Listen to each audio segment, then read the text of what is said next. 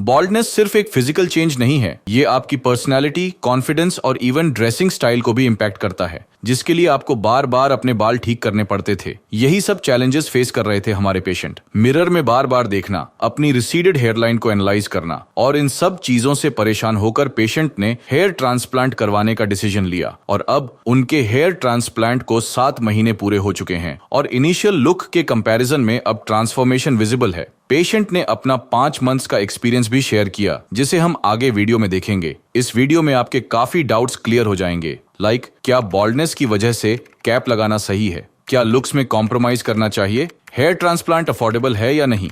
आपके इन सभी सवालों का जवाब आज आपको हमारे पेशेंट से मिलेगा, तो एंड तक बने रहिए। पहले जानते हैं पेशेंट की इनिशियल स्कैल्प कंडीशन के बारे में। पेशेंट के स्कैल्प का जब डिटेल्ड एग्जामिनेशन किया गया तो हमारे एक्सपर्ट्स ने डायग्नोज किया कि उनकी बॉल्डनेस डिफ्यूज ग्रेड 5 स्टेज पर पहुंच चुकी है। इस स्टेज में सबसे पहले उनकी हेयरलाइन रिसीड हुई और जितना हेयरलाइन पीछे गई उतना ही फ्रंटल एरिया खाली नजर आ रहा था। जहां पहले डेंस हेयर ग्रोथ होती थी वहां अब स्कैल्प क्लियरली विजिबल था। इसके बियॉन्ड हेल्थी ग्रोथ भी प्रेजेंट थी, जहां हेयर ट्रांसप्लांट की नीड नहीं थी। फ्रंटल जोन के बाद मिड स्कैल्प रीजन में भी नोटिसेबल थिनिंग डेवलप हो चुकी थी और क्राउन एरिया तो कंप्लीटली स्पार्स दिख रहा था। वहां हेयर डेंसिटी ऑलमोस्ट नेग्लिजिबल थी। लेकिन इस चैलेंजिंग बॉल्डनेस पैटर्न के बीच पॉजिटिव फैक्टर था पेशेंट का डोनर एरिया, जो हेल्थी कंडीशन में था। हेयर शाफ्ट्स की थिकनेस, डेंसिटी और क्वालिटी ट्रांसप्लांट के लिए आइडियल थी। साथ ही स्कैल्प में डैंड्रफ या एक्टिव इन्फेक्शन भी नहीं था, जो एक स्मूथ सर्जिकल प्रोसेस के लिए जरूरी होता है।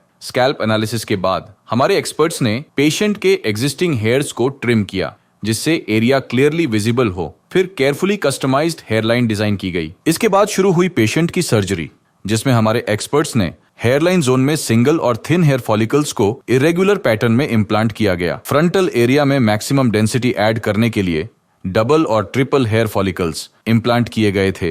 मिड स्कैल्प में भी वॉल्यूम एनहांस करने के लिए सेम टाइप ऑफ फॉलिकल्स का यूनिफॉर्म डिस्ट्रीब्यूशन किया गया। क्राउन रीजन में नेचुरल स्वर्ल पैटर्न रिक्रिएट करना एक डेलिकेट स्टेप था, जिसमें डबल और ट्रिपल हेयर फॉलिकल्स को केयरफुली डिफरेंट एंगल्स में इम्प्लांट किया गया ताकि रीग्रोथ बिल्कुल नेचुरल लगे। इस केस में टोटल 4020 ग्राफ्ट्स इम्प्लांट किए गए थे, जो बॉल्डनेस के अकॉर्डिंग परफेक्ट कवरेज और डेंसिटी प्रोवाइड कर रहे थे। अगर आप भी हमारे पेशेंट की तरह कैप से छुटकारा पाना चाहते हैं तो अभी हमारे डॉक्टर्स से कंसल्ट करें या फिर अपने सवाल कमेंट सेक्शन में लिखें। 5 महीने बाद पेशेंट का ट्रांसफॉर्मेशन कैसा था? क्या उन्हीं अपना खोया हुआ कॉन्फिडेंस वापस मिला? आइए उन्हीं से जानते हैं। Hi, my name is Ganesh Gulati and it's my third PRP in 2018 and I got a surgery. Because of that, I lost so much weight and it's a very huge loss for my body. And after 2 years, I had also suffered from jaundice and then next year I had a dengue. So my baldness is just not because of genetically, it's just because मुझे बहुत ज़्यादा hair loss इसलिए होने लगा कि मैं धीरे धीरे धीरे बहुत ज़्यादा मेडिसिन से एंड बीमारियों से घिरता चला गया। सो डे बाय डे मेरे को बॉल्डनेस फील तब होने लगी जब मेरा हेयर लॉस बिल्कुल नहीं रुक रहा था।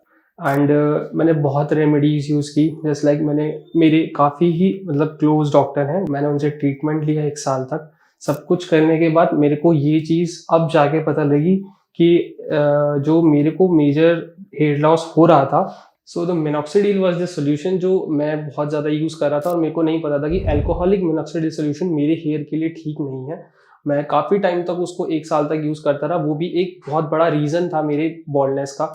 काफ़ी बाल गिरते रहे। मैंने बहुत रेमेडीज़ यूज़ की, ऑनियन ऑयल लगाना या ऐसा घर में ही हल्दी का दूध पीना या दही के अंदर हल्दी मिलाना, मैंने बहुत सारी चीज़ें करी।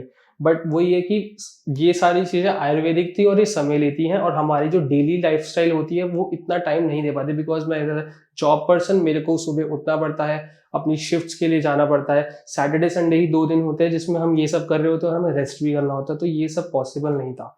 एट दी एंड मेरे पास यही एक ऑप्शन था कि मैं कुछ ऐसा करूं जो डॉक्टर से रिकमेंडेड हो। तो मैंने फर्स्ट वीडियो हेयर ट्रांसप्लांट की ऐसे शॉर्ट्स में देखी थी यूट्यूब में। वहाँ से मैंने इस चीज़ को सर्च किया कि ये कैसा मतलब एथिकल है, बॉडी के लिए ठीक है कि नहीं, और ये क्या प्रोसीजर है।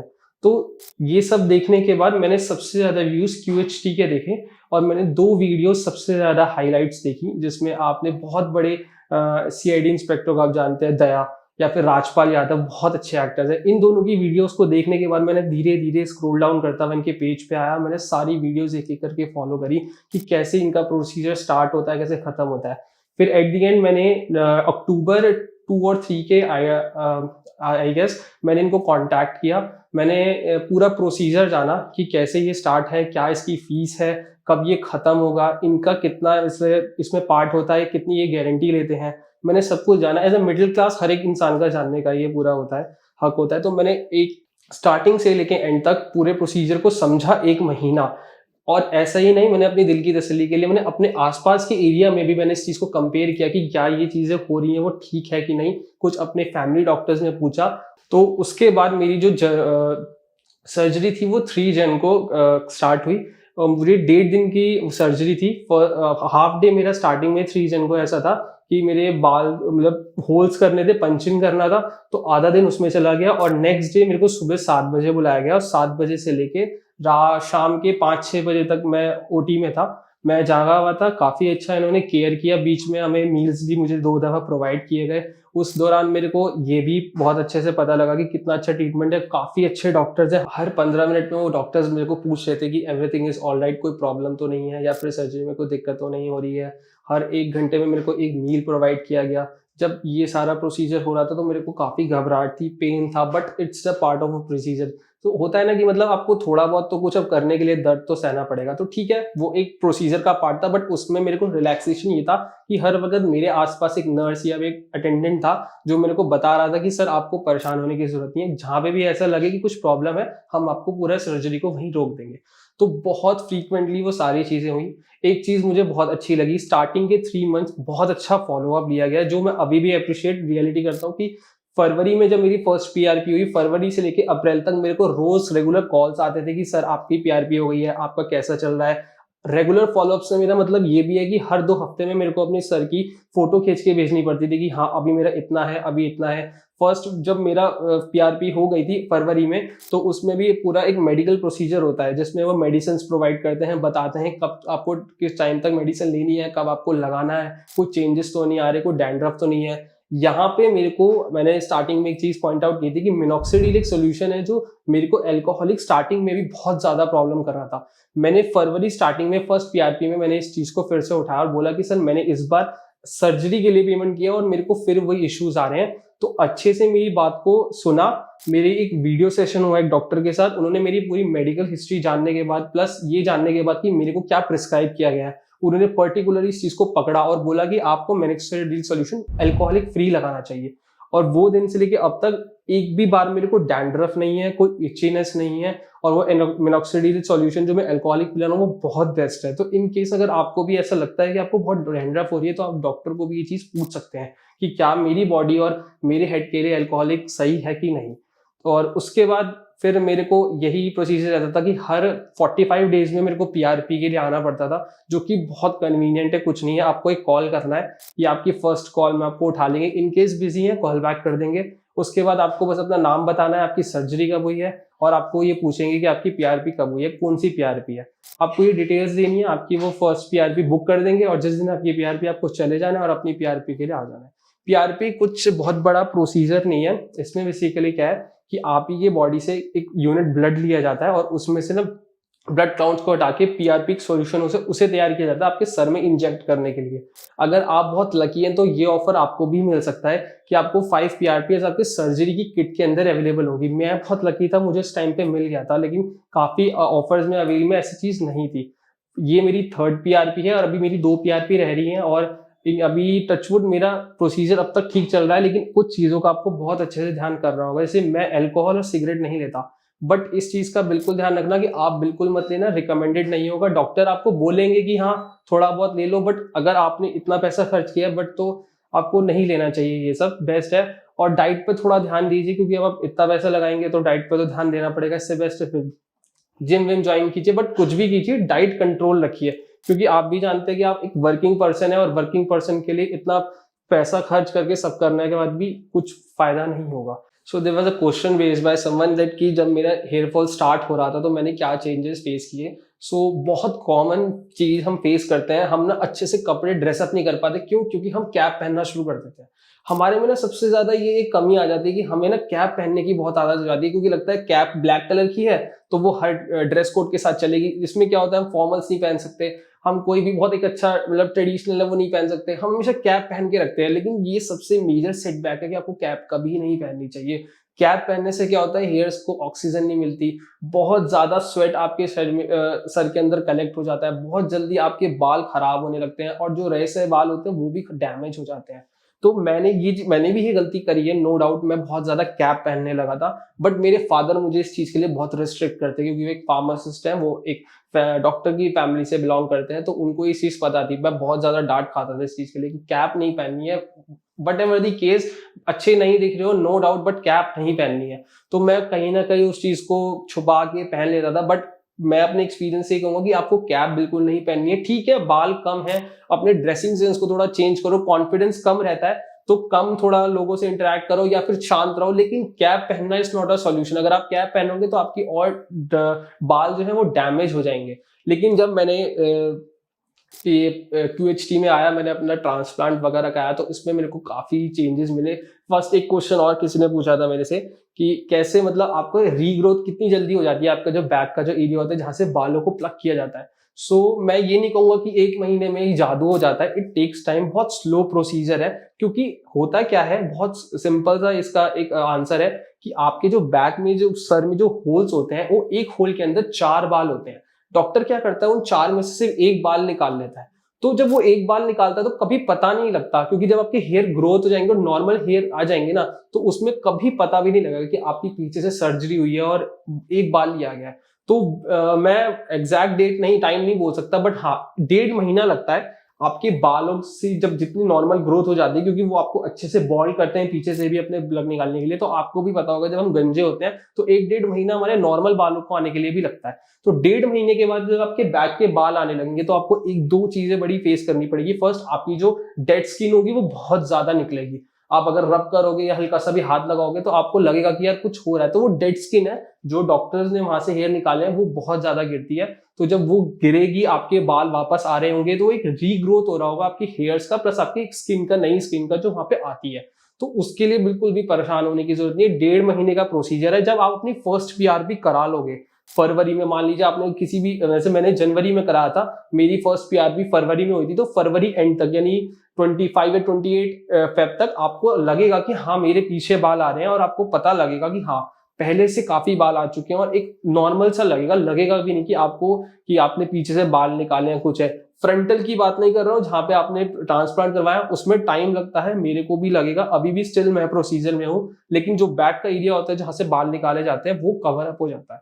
प्लस ट्रांसप्लांट कराने का मेरा मेजर रीजन सिंस यही था कि मैं एक कॉर्पोरेट मजदूर हूँ। सी कॉर्पोरेट में हमें, आपको पता है कि हमारे लिए सबसे मेजर क्या होता है, आप जब किसी क्लाइंट के सामने या किसी भी मैनेजर के सामने जाते हो तो आपका फॉर्मल लुक, आपका ड्रेसिंग सेंस, वो सबसे पहले चेक किया जाता है कि कैसा पर्सन दिखता है। आप चाहे कितना ही अच्छा काम क्यों ना करते हो, क्योंकि एक सरकारी नौकरी नहीं है कि आपको कुछ भी पहन लिया और आप बैठ के चले गए।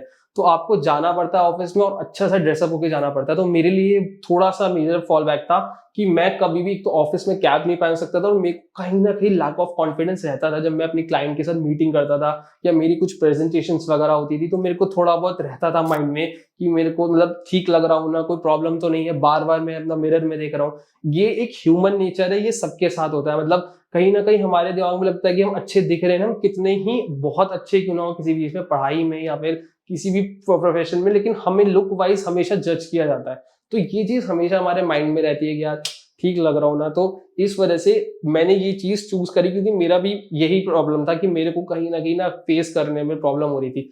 और यार 25 साल हो गए थे, आगे शादी भी करनी है, तो ये चीज भी थी। अब वो है ना, बहुत लोगों के पास पैसा होता है वो कर लेते हैं शादी, कौन को कि अपने लुक वाइज, मेरे पास इतना नहीं था, तो मेरे को थोड़ा अपना लुक को भी मेंटेन करना था। तो ये भी मेरा एक मेजर रीजन था कि मेरे को ट्रांसप्लांट करवाना था, और मेरे लिए बहुत अच्छा, मेरा अब तक का बेस्ट डिसीजन रहा कि मैंने करवाया। जब मैंने इस चीज़ के लिए रिसर्च किया, मतलब मुझे को लगा कि हाँ मेरे को सर्जरी करानी चाहिए, तो ये एक बहुत मेजर डिसीजन था। मैंने अपने फादर से और मदर से इस चीज़ को डिस्कस किया, तो वो बहुत ज़्यादा पैनिक थे कि ये कोई ठीक चीज़ है कि नहीं, मतलब ट्रांसप्लांट सेफ है कि नहीं। मेरे फादर इस चीज मेडिकल बैकग्राउंड से बिलोंग करते, बट ऐसा उनको इन चीज़ों की नॉलेज नहीं थी। तो एट द एंड मेरे को ही देखना था, क्योंकि होता है ना घर का बड़ा लड़का है, उसी को सारा मैनेज करना है। तो और एट द एंड मेरे को ही अपने सर्जरी के लिए सारे कैश वगैरह सब कुछ अरेंज करना था, इस तरीके से कि मेरे फादर पे भी ज्यादा बर्डन ना आए।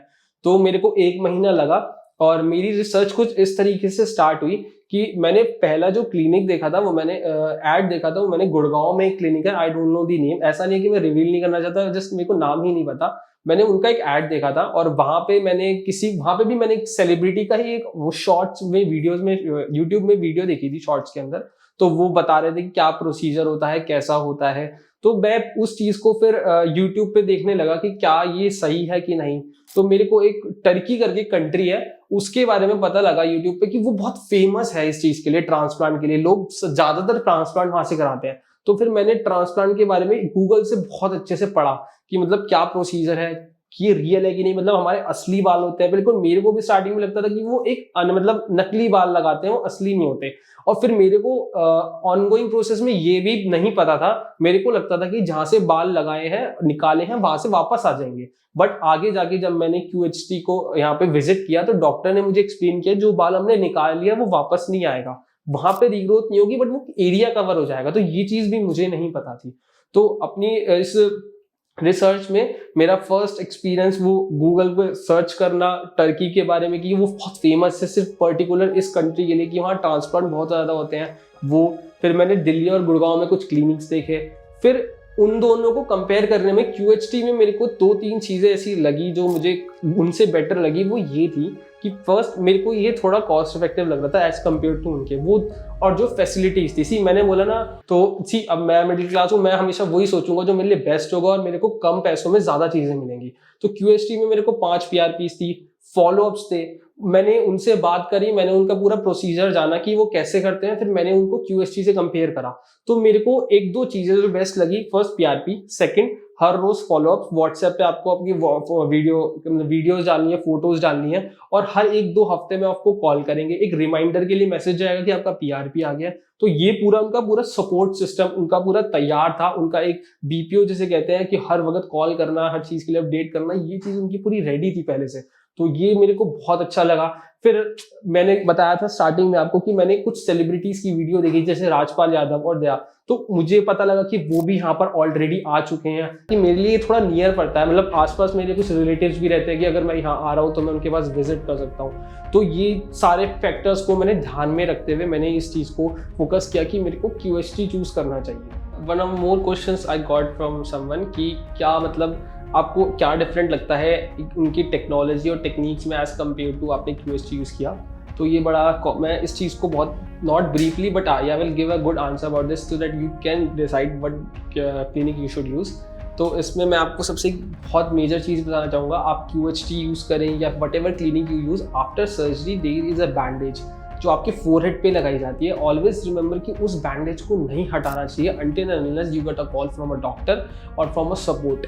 जब तक आपको कॉल करके बोला ना जाए कि उसको बैंडेज को रिमूव करना है, उसको नहीं रिमूव करना चाहिए। द रीज़न इज जब वो बैंडेज लगाई जाती है it's because there was a swelling on your forehead, क्योंकि अब आपके इम्प्लांट्स हुए हैं। तो जब इम्प्लांट्स होते हैं आपको भी पता है कि आपको कोई चीज़ चुभती है तो वहाँ पर हल्का सा स्वेलिंग आती है, और आपको बहुत सारे वो डिपेंड करता है कि आपको 3000 ग्राफ्ट्स लगे हैं या 3500 ग्राफ्ट्स लगे, तो उसमें एक स्वेलिंग आती है सर में हल्का सा, वो नॉर्मल चीज़ है, it's not a big reason, मतलब बहुत बड़ी चीज़ नहीं है वो। तो उसके लिए आपको एक फोरहेड पे हमेशा एक बैंडेज लगाई जाती है, वो आपको कभी रिमूव नहीं चाहिए until and unless आपका डॉक्टर आपको रिकमेंड करे या फिर आपको टाइम के बाद। और उसमें मैंने इस चीज़ में मैं ये चीज़ ऐड करूँगा कि मैंने मतलब वो गलती करी, मैंने वो बैंडेज रिमूव कर दी थी तो हल्की सी स्वेलिंग नीचे आ गई थी, बट फिर मैंने डॉक्टर को कंसर्न करा और जल्द से जल्द उन्होंने मेरे को बोला कि वो बैंडेज लगाओ और ये मेडिसिन हम आपको दे रहे हैं, आपको ये मेडिसिन टाइम टू टाइम खाने से ताकि वो स्वेलिंग फैल ना जाए। एज़ कम्पेयर टू अब आप ये चीज़ देखें कि आपको कितनी एलर्जी होती है, कुछ ऐसा कुछ नहीं होता, मतलब ये नॉर्मल सी चीज़ है, ये कोई मेजर सर्जरी वगैरह कुछ नहीं है, नॉर्मल आपकी जिसे कहते हैं आर्टिफिशियल सर्जरी में आता है। तो इसमें आपको कोई एलर्जीज नहीं हो सकती, और उसके लिए भी डॉक्टर आपको सर्जरी से पहले 15 और 10 टेस्ट देते हैं, वो टेस्ट आपको कराने होते हैं जो मैंडेटरी होते हैं। इन दो टेस्ट में आपको पता लगता है कि आपको किसी चीज़ से एलर्जी तो नहीं है, कोई प्रॉब्लम तो नहीं है, आपका शुगर, आपकी बीपी सब कुछ नॉर्मल है ना। ये सर्जरी से पहले आपको करवाया जाता है टेस्ट, और ये डिपेंड करता है कि वो टेस्ट आपको करने हैं या आप डॉक्टर के पास क्लिनिक पे जाके करवाओगे। ये मैं आपको इन जनरल बोल रहा हूँ, ये कंपैरिजन में नहीं कर रहा। अब मैं आपको ये चीज़ बताऊंगा कि मैंने QST क्यों चुना, क्योंकि यही चीज़ मैंने जब किसी दूसरी क्लिनिक से पूछी थी तो उन्होंने मेरे को ये बोला कि नहीं, आपको हमारे पास आना पड़ेगा, पहले वो टेस्ट कराने पड़ेंगे, फिर हमें पता लगेगा कि आपकी सर्जरी कब होगी, जो मेरे लिए थोड़ा सा हेक्टिक था। अभी QST ने मुझे ऑप्शन दिया कि नहीं, आप अपना घर पे ही टेस्ट करा लीजिए किसी भी बढ़िया सी लैब से, और आप हमें रिपोर्ट सेंड कर दीजिए, उन रिपोर्ट के बिहाफ पे हम आपको बता देंगे कि आप एलिजिबल हो कि नहीं। बट दूसरे क्लिनिक्स मेरे को ये चीज़ नहीं दे रहे थे। एंड रही बात टेक्नोलॉजी की, तो QHT जो बेसिकली जो नाम है, ये एक टेक्नोलॉजी ही है जो QST यूज़ करता है, और जो बाकी क्लिनिक्स है वो FLU टेक्निक यूज़ करते हैं, FUE टेक्निक यूज़ करते हैं। बहुत कॉमन कंपैरिजन है, आपको कहीं पे भी मिल जाएगा, इतना कुछ बड़ा डिफरेंस नहीं है। मैं आपको बहुत शॉर्ट में समझाता हूँ। FUE क्या होता है बेसिकली, डॉक्टर क्या करता है, पहले आपके इम्प्लांट्स आपके यहाँ से निकालता है बैक में से, उनको रखता है, उनको स्टोर करता है, और फिर कुछ टाइम बाद उसके आपको जहाँ पे आपके इम्प्लांटेड एरिया है वहाँ पर उसको लगाता है। QHT क्या करता है, जब वो आपकी ग्राफ्ट पीछे से निकालता है तो हाथों हाथ वो आपके उस इम्प्लांटेड एरिया में जहाँ पे आपको ट्रांसप्लांट कराना है उस ग्राफ्ट को वहाँ लगाता है। So it will be like कि QHT क्लिनिक में 5 to 8 डॉक्टर्स की टीम होती है जो आपके OT में होती है, जिसमें से 2 टीम्स डिवाइडेड होती हैं। 3 जने क्या करते हैं, आपके सर के पीछे से ग्राफ्ट्स निकालेंगे। अब ग्राफ्ट से मेरा मतलब आपके हेयर्स, छोटे छोटे हेयर्स जो आपके पीछे वाली साइड होंगे, और हाथों हाथ उनको निकाल के दूसरे डॉक्टर्स को पास ऑन करेंगे। और मैं उस वक्त जब मेरा ये प्रोसीजर हो रहा था तो आई वाज लाइक, मैं देख सकता था मेरे सर वाले एरिया में ही मेरे को एनेस्थीसिया दिया गया था, जिससे मेरे को दर्द नहीं हो रहा था, बट आई कैन फील कि हाँ, वो ग्राफ्ट पीछे से निकाल रहे हैं, और हाथों हाथ दूसरी टीम की जो डॉक्टर्स है वो QHT टेक्निक यूज कर रही है, जो हाथों हाथ ही मेरे सर में वो इम्प्लांट कर रही थी।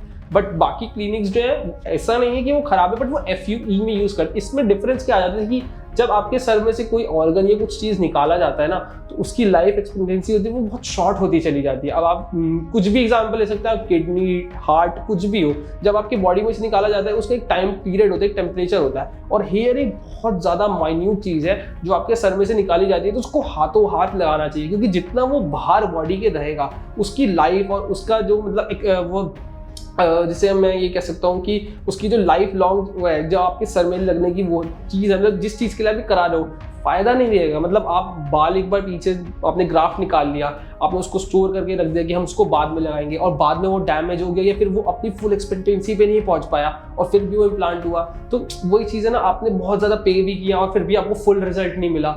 तो ये बहुत बड़ी चीज़ है कि आपको ना इस चीज़ पर देखना चाहिए। हम मोबाइल्स में भी बहुत यूज़ करते हैं, हम बहुत बड़ा पे करते हैं किसी मोबाइल के लिए, तो हम टेक्नोलॉजी देखते हैं ना कि इसमें फिंगरप्रिंट सेंसर है कि नहीं, इसका प्रोसेसर कैसा है, तो ये बिल्कुल सिमिलर है। तो बाकी क्लिनिक्स मुझे प्रोवाइड कर रहे थे, बट मुझे QHT कुछ चीज़ों में बेटर लगा, तो इस वजह से मैंने इस टेक्नोलॉजी की वजह से प्लस उनकी फैसिलिटीज़ की वजह से इसको चूज़ किया। काफ़ी लोगों के क्वेश्चंस बहुत रहते हैं कि इज़ इट अफोर्डेबल और नॉट। सी, आज की तारीख में एक रिक्शे वाले के पास भी ना आईफोन रहता है, और ये बहुत कॉमन चीज़ है। तो आजकल ये तो रहना हम इस चीज़ को तो बोल ही नहीं सकते कि ये अफोर्डेबल है या अफोर्डेबल नहीं है। ये डिपेंड करता है कि आपको उसकी चीज़ की नीड कितनी है। मैंने आपको अपनी नीड शेयर करी कि मैं एक कॉर्पोरेट में काम करता हूँ और मेरे को आई दिन मीटिंग्स में या फिर मेरे को क्लाइंट से डील करना पड़ता है, तो मेरे को कॉन्फिडेंस चाहिए।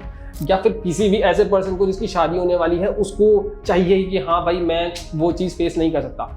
तो रही बात अफोर्डेबल की, तो कोई भी चीज़ आज के टाइम में ऐसा नहीं है कि हम अफोर्ड नहीं कर सकते। डिपेंड करता है कि आपको उसकी कितनी नीड है। अगर आपको नीड ज़्यादा है और आपको ऐसा लगता है कि आप उस टाइम पे से अफोर्ड नहीं कर सकते, मैं भी अफोर्ड नहीं कर सकता था, आपको क्या लगता है मैं इस चीज़ को अफोर्ड कर सकता था? It's an expensive. मतलब मेरा जो टोटल कॉस्ट इसका पैकेज का बैठा था वो 1 लाख के अराउंड बैठा था, बट मैंने भी इस चीज़ के लिए थोड़ा चीज़ों को कट ऑफ किया। मैंने खुद लोन लिया है। मैंने अपने फादर पे डिपेंडेंट नहीं रहा, बिकॉज नाउ मैं जॉब पर्सन, तो मेरे को हर चीज़ खुद मैनेज करनी पड़ती है, मैं अपने फादर पे डिपेंड नहीं कर सकता। तो मैंने अपने फादर से इस चीज़ के लिए डिस्कस किया, मैंने लोन किया, मैंने लोन पास करवाया, और मैंने पूरी पेमेंट 1 टाइम ही QHT करी है। तो ये डिपेंड करता है कि आपकी उसको कितनी नीड है। आप कहीं किसी सस्ती पे जगह मतलब कोई आपको बोलेगा कि हम यही चीज़ आपको 50,000 में दे रहे हैं, 60, और होता है। आप अभी दिल्ली में जाओगे, काफ़ी क्लिनिक्स हैं वो 50,000 और 20,000 में भी आपको यही चीज़ करके देंगे।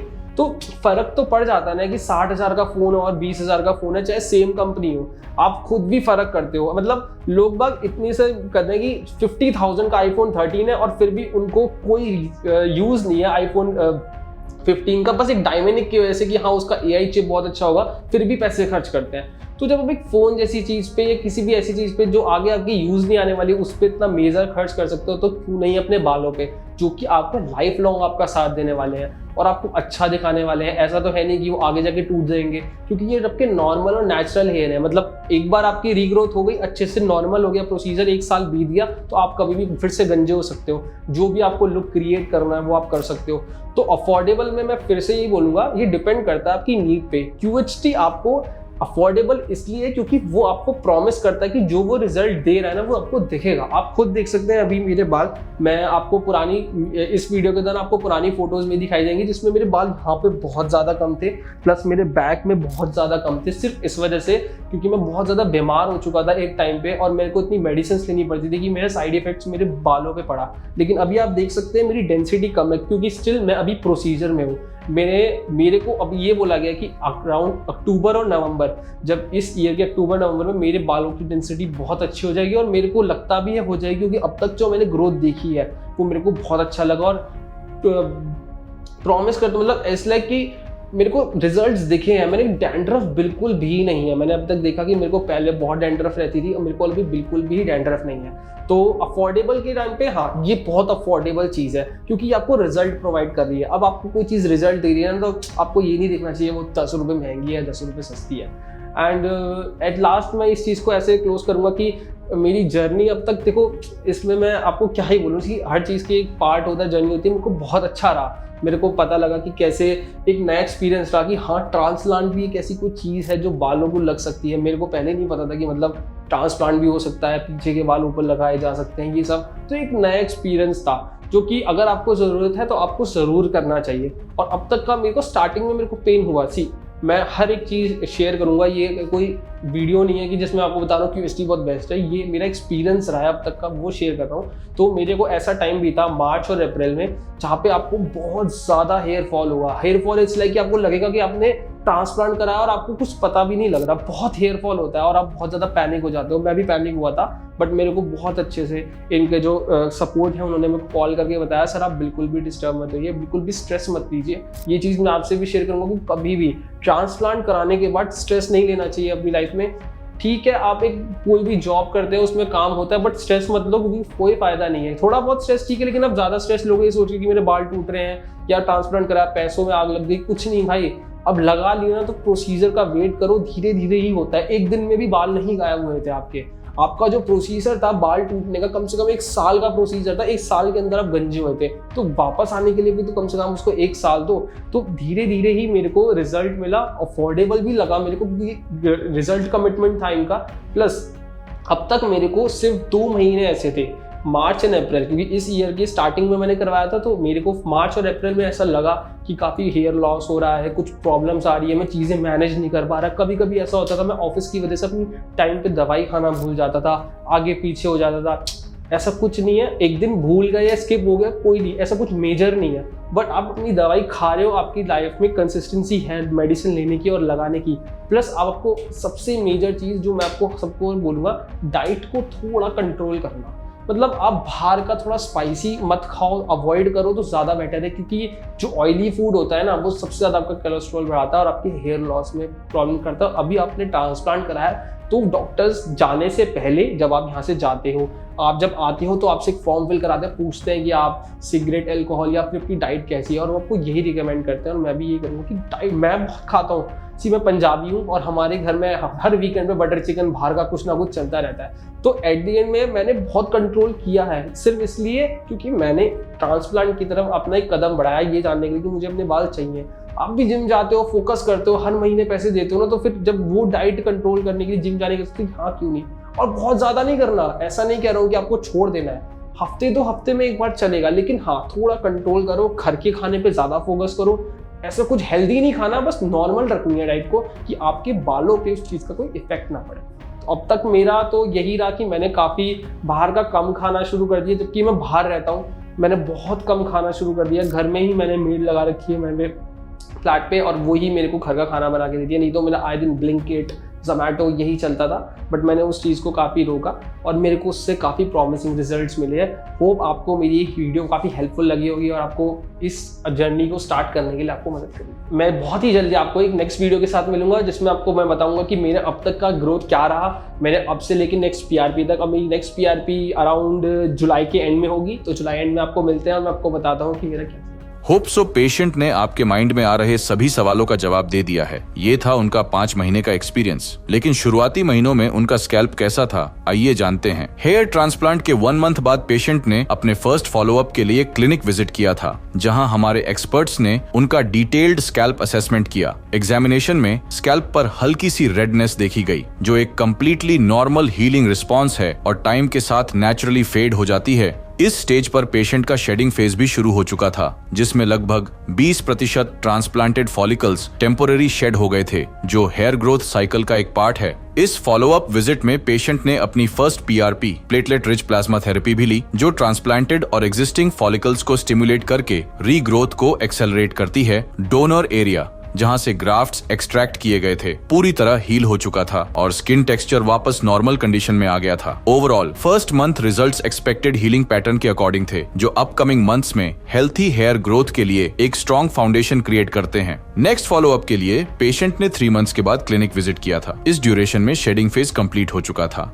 और ट्रांसप्लांटेड फॉलिकल्स अब ग्रोथ फेज में ट्रांजिशन कर रहे थे। नेटिव फॉलिकल्स भी इस स्टेज पर हेल्थी कंडीशन में थे, जिससे overall scalp coverage gradually improve हो रही थी। डोनर एरिया जहां से ग्राफ्ट्स एक्सट्रैक्ट किए गए थे कंप्लीटली अनडिटेक्टेबल था। कोई विजिबल एक्सट्रैक्शन मार्क्स या स्कार्स नजर नहीं आ रहे थे, जो हमारी एडवांस्ड QHT टेक्निक का एक स्ट्रॉन्ग प्रूफ है। ये स्टेज हेयर रेस्टोरेशन जर्नी का एक एक्साइटिंग पॉइंट होता है, क्योंकि यहाँ से पेशेंट का विजिबल ट्रांसफॉर्मेशन शुरू होता है और हर महीने डेंसिटी और थिकनेस में नोटिसेबल इंप्रूवमेंट आने लगता है। अगर आप भी हेयर ट्रांसप्लांट करवाना चाहते हैं तो कमेंट करिए हेयर ट्रांसप्लांट। नेक्स्ट फॉलोअप के लिए पेशेंट ने 5 महीने के बाद क्लिनिक विजिट किया था। इस स्टेज पर स्कैल्प पर new hair growth clear visible थी, लेकिन वॉल्यूम और डेंसिटी अभी कंपैरेटिवली कम थी, जो कि कंप्लीटली नॉर्मल है, क्योंकि हेयर शाफ्ट्स इस वॉक टिट अपने इनिशियल थिकनिंग फेज में होते हैं। ट्रांसप्लांटेड और नेटिव हेयर्स स्मूथली इंटीग्रेट हो रहे थे, जिससे ओवरऑल लुक नेचुरल लग रहा था। पेशेंट का कॉन्फिडेंस विजिबली इंप्रूव हुआ था। ये स्टेज एक ट्रांजिशन पॉइंट होता है, जहां से हेयर ग्रोथ रैपिड फेज में एंटर करती है और कमिंग मंथ्स में